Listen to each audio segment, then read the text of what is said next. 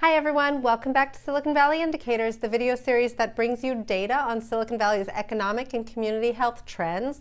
I'm Rachel Massaro from the Silicon Valley Institute for Regional Studies, and let's see what we have for you today. Today we're going to be talking about solar installations in Silicon Valley. So here we are on the Silicon Valley Indicators website in the Environment section. We're going to navigate right into solar installations.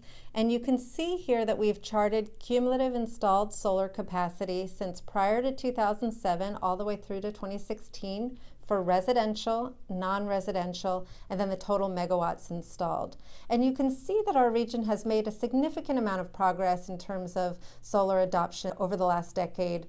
Prior to 2007, we only had 13 megawatts installed, and in 2016, we were all the way up to 332. So a lot of progress. Now, the majority of these systems are residential, but when you look by capacity, not by the total number of systems, but by the installed capacity, you can see that in the non-residential sector, we also have a lot installed as well. As Rachel has pointed out, the solar industry locally has been growing tremendously over the last decade, and that's been true really nationally as well. There are a number of reasons for this, or factors that contribute to it. Number one, solar is just a very democratic form of power. Individuals can decide to purchase it.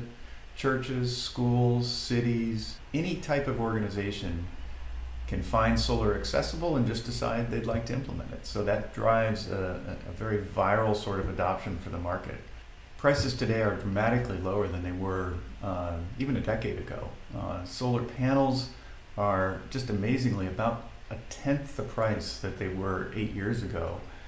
And system prices haven't come down quite that dramatically, but even system prices are down to a third or a quarter what they were 8 or 9 years ago.